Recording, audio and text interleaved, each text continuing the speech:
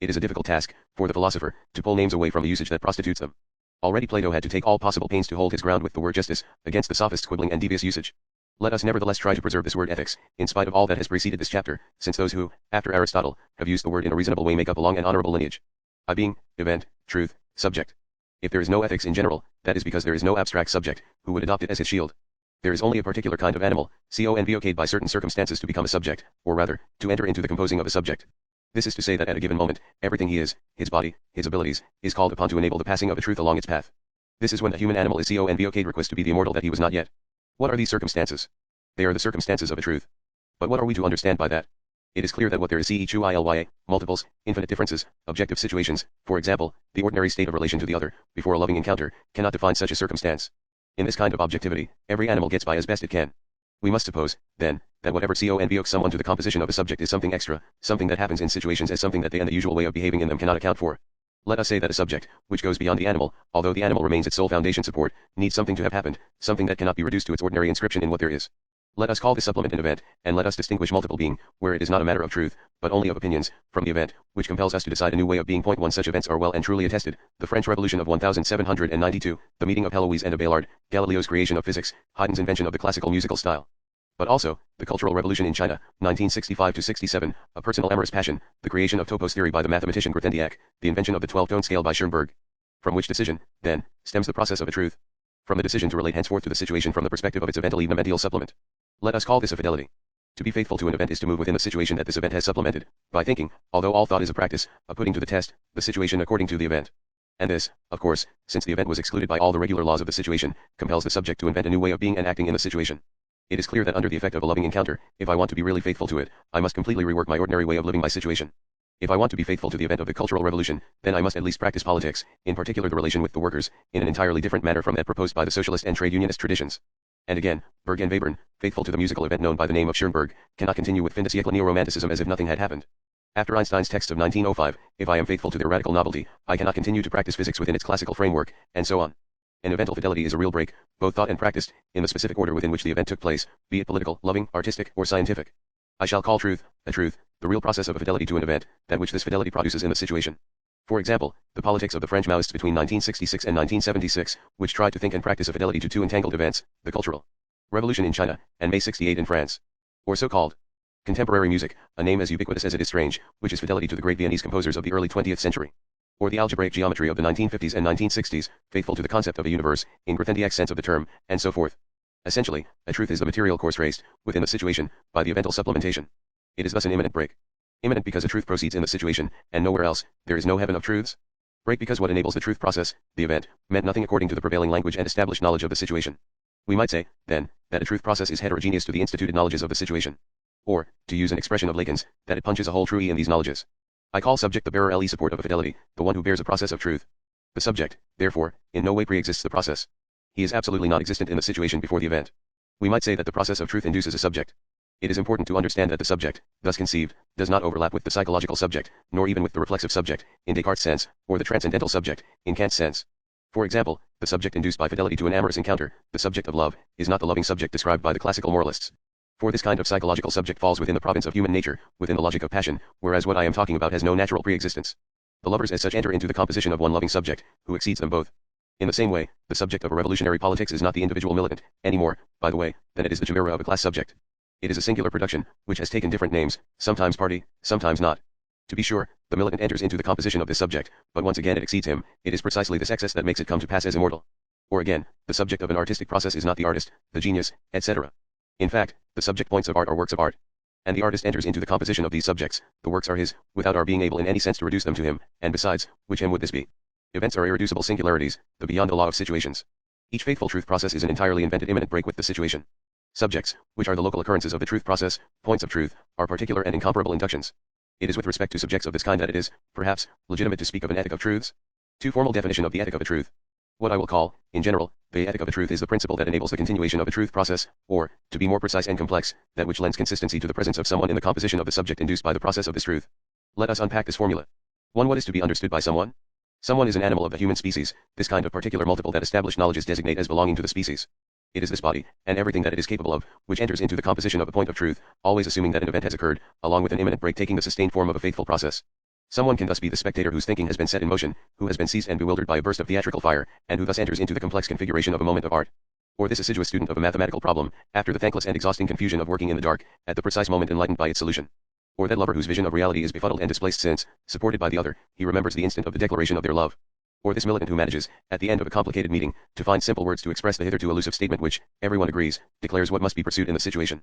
The someone thus caught up in what attests that he belongs to the truth process as one of its foundation points is simultaneously himself, nothing other than himself, a multiple singularity recognizable among all others, and in excess of himself, because the uncertain course trace aleatoire of fidelity passes through him, transfixes his singular body and inscribes him, from within time, in an instant of eternity. Let us say that what we can know of him is entirely engaged in what took place, that there is, materially, nothing other than this referent of a knowledge, but that all this is taken up in the imminent break of a truth process, such that, belonging both to his own situation, political, scientific, artistic, amorous, and to the truth that becomes, someone is internally and imperceptibly riven, or punctured, by this truth that passes through that known multiple that he is. We might say, more simply, the someone was not in a position to know that he was capable of this co-belonging to a situation and to the hazardous course trace hazardous of a truth, this becoming subject. In so far as he enters into the composition of a subject, in so far as he is self-subjectivization, the someone exists without knowing it exists a son propre in su. To what should we understand now by consistency? Simply, that there is a law of the not known to el in su. For if the someone enters into the composition of a subject of truth only by exposing himself entirely to a post-evental fidelity, then there remains the problem of knowing what he, this someone, will become through this testing experience. The ordinary behavior of the human animal is a matter of what Spinoza calls perseverance in being, which is nothing other than the pursuit of interest, or the conservation of self. This perseverance is the law that governs someone in so far as he knows himself. But the test of truth does not fall under this law.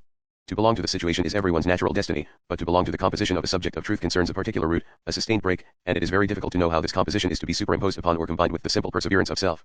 I shall call consistency, or subjective consistency, the principle of the superimposition, or this combination. That is to say, the manner in which our devotee of mathematics will engage his perseverance in that which breaks or opposes this perseverance, which is his belonging to a truth process. Or the manner in which our lover will be entirely himself in the sustained testing of his inscription in a subject of love. When all is said and done, consistency is the engagement of one singularity, the animal someone, in the continuation of a subject of truth. Or again, it is to submit the perseverance of what is known to a duration due peculiar to the not known. Lacan touched on this point when he proposed his ethical maxim, do not give up on your desire any pas ceder sur son désir.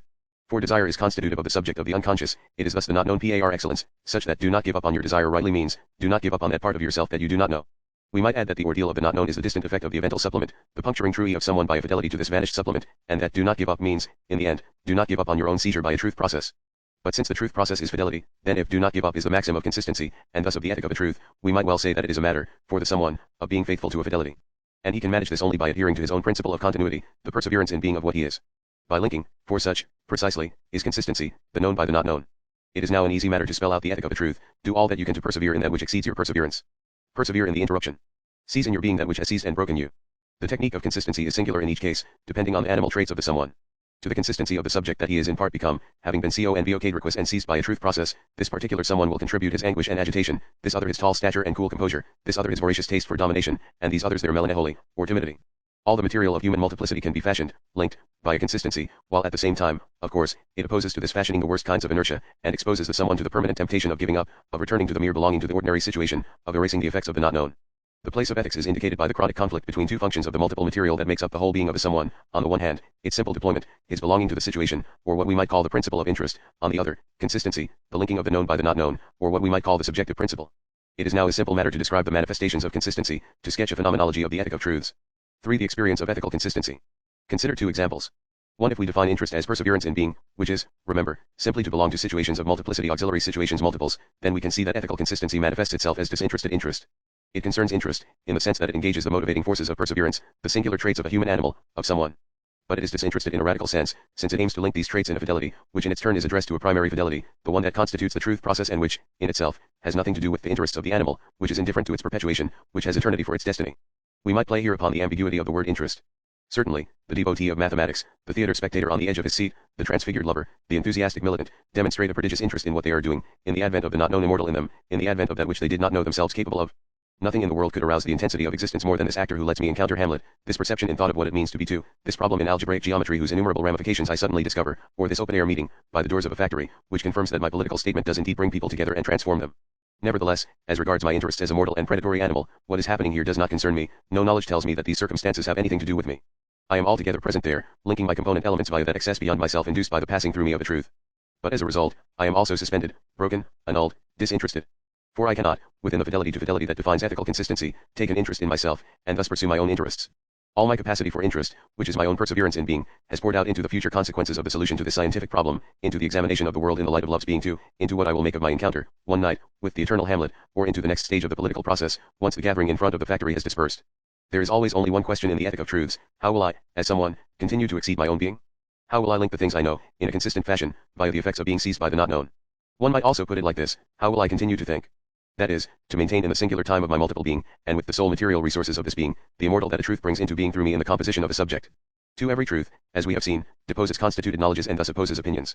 For what we call opinions are representations without truth, the anarchic debris of circulating knowledge. Now opinions are the cement of socialite. They are what sustain all human animals, without exception, and we cannot function otherwise. The weather, the latest film, children's diseases, poor salaries, the government's villainy, the performance of the local football team, television, holidays, atrocities far away or close to home, the setbacks suffered by the Republican school system, the latest album by some hard rock group, the delicate state of one's soul, whether or not there are too many immigrants, neurotic symptoms. Institutional success, good little recipes, what you've been reading, shops in which you find what you need at a good price, cars, sex, sunshine. What would become of us, miserable creatures, if all this did not circulate and recur among the animals of the city? To what depressing silence would we condemn ourselves? Opinion is the primary material of all communication. We are all familiar with the prestige enjoyed by this term today, and we know that some see in it the foundation of democracy and ethics. Yes, it is often maintained that what matters is to communicate, that all ethics is communicative ethics. If we ask, communicate, fine, but communicate what, then it is easy to answer: opinions regarding the whole expanse of multiples that this special multiple, the human animal, explores in the stubborn determination of his interests. Opinions without an ounce of truth, or, indeed, of falsehood. Opinion is beneath the true and the false, precisely because its sole office is to be communicable. What arises from the truth process, by contrast, cannot be communicated NESE communicate pa. Communication is suited only to opinions, and again, we are unable to manage without them. In all that concerns truths, there must be an encounter. The immortal that I am capable of being cannot be spurred in me by the effects of communicative sociality, it must be directly seized by fidelity. That is to say, broken, in its multiple being, by the course of an imminent break, and convocatriquis, finally, with or without knowing it, by the eventual supplement. To enter into the composition of a subject of truth can only be something that happens to you.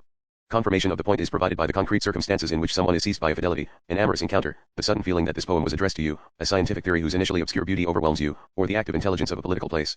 Philosophy is no exception here, since everyone knows that to endure the requirement of a philosophically disinterested interest, you have to have encountered, at least once in your life, the voice of a master. As a result, the ethic of the truth is the complete opposite of an ethics of communication. It is an ethic of the real, if it is true that, as Lacan suggests, all access to the real is of the order of an encounter. And consistency, which is the content of the ethical maxim keep going. Continuer, keeps going only by following the thread of this real. We might put it like this: never forget what you have encountered. But we can say this only if we understand that not forgetting is not a memory, the unbearable, journalistic ethics of memory. Not forgetting consists of thinking and practicing the arrangement of my multiple being according to the immortal which it holds, and which the piercing through transversement of an encounter has composed as subject. In one of my previous books, my formula was, love what you will never believe twice, aimez que jamais vous n'y croirez deux fois. In this the ethic of a truth is absolutely opposed to opinion, and to ethics in general, which is itself nothing but a schema of opinion. For the maxim of opinion is, love only that which you have always believed. For asceticism, is the ethic of truth ascetic? Does it always demand of us a renunciation? From the dawn of philosophy, this has been a crucial debate. It was already one of Plato's concerns, in his determination to prove that the philosopher, the man of truths, was happier than the hedonistic tyrant, and that as a result, the sensual animal renounces nothing essential by dedicating its life to ideas. Let us call renunciation the belief that we must cut back on the pursuit of our interests, the pursuit which, outside truth, constitutes the whole of our multiple being. Is there renunciation when a truth seizes me? Certainly not, since the seizure manifests itself by unequaled intensities of existence.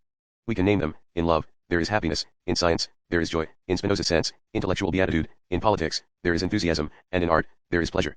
These affects of truth, at the same moment that they signal the entry of someone into a subjective composition, render empty all considerations of renunciation. Experience amply demonstrates the point, more than amply. But ethics is not of the order of pure seizure. It regulates subjective consistency, inasmuch as its maxim is, keep going. And we have seen that this continuation presumes a genuine subversion detournement of the perseverance in being. The materials of our multiple being are now organized by the subjective composition, by fidelity to a fidelity, and no longer by the simple pursuit of our interest. Does this subversion amount to renunciation? Here we have, it must be said, a properly undecidable question. Undecidable means that no calculation allows us to decide whether or not some essential renunciation is involved. On the one hand, it is certain that the ethic of truth compels so considerable a distance from opinions that it must be called literally asocial. This asociality has always been recognized for what it is, in the image of Thales falling into a well because he seeks to penetrate the secret of celestial movement, for in the proverb lovers have eyes only for each other, in the isolated destiny of the great revolutionary militants, in the theme of solitary genius, and so on. At the lowest level, you can see it in contemporary sarcasms about intellectuals, or the inevitable representation of the militant as dogmatic or terrorist. Now, asociality is constantly restricted in its pursuit of interests, because this pursuit is governed precisely by the social game, and by communication. It is not so much a question of repression here, although this obviously exists, and can take extreme forms, as of an insurmountable, properly ontological clash between post-evental fidelity and the normal pace of things, between truth and knowledge. On the other hand, we must recognize that the myself engaged in the subjective composition is identical to the one that pursues his interest. There cannot be, for us, two distinct figures of the someone. It is the same living multiples that are convocatriquis in every case. This ambivalence of my multiple composition ensures that interest can no longer be clearly represented as distinct from disinterested interest. Every representation of myself is the fictional imposition of a unity upon infinite component multiples. There is no doubt that this fiction is generally held together by interest. But since the components are ambiguous, they are also the ones that serve to link my presence in a fidelity. It can happen that, under the same rule of interest, the fictional unity is organized as such around the subject, around the immortal, and not around the socialized animal. Basically, the possibility that no asceticism may be necessary for an ethic of truths testifies to the fact that the schema of interest has no other matter to unify, fictionally, than that to which the ethic of truths gives consistency. This means that disinterested interest might be representable as interest pure and simple. Where this is the case, we cannot speak of asceticism. After all, the principle of interest governs all conscious practice. But we are dealing here only with a simple possibility, and in no sense with a necessity. Let us not forget that all the components of my multiple being could never be engaged together, no more, by the way, through the pursuit of my interests than through the consistency of a subject of truth. And so it can always happen that the brutal requisition of this or that dormant component, under the socialized pressure of interests, or as an ongoing stage of a fidelity, might destabilize all the previous fictional assemblages through which I organized my self-representation. From this point, the perception of disinterested interest as interest pure and simple may dissolve, the split may become representable, and asceticism may move on to the agenda, and, with it, its inversion, the temptation to give up, to withdraw from the subjective composition, to break a loving relationship because of the pull of an obscene desire, to betray a political sequence because of the repose promised by the service of good service to be to replace determined scientific investigation with the pursuit of recognition and awards, or to regress back to academicism under cover of a propaganda that denounces the avant-garde as passé. But then the onset of asceticism is identical to the uncovering of the subject of truth as pure desire of self-dissuade. The subject must in some sense continue under his own steam, no longer protected by the ambiguities of the representing fiction. Such is the proper point of the undecidable, is this desire of the subject to persevere in his consistency congruent with the animal's desire to grab its socialized chance? Nothing, having come to this point, dispenses with the need for courage. Fortify yourself, if you can, with the optimism of Lacan, when he writes, desire, what is called desire, Lacan is speaking here of the subjective not known, suffices to prove that it would make no sense for life to create cowards. 7.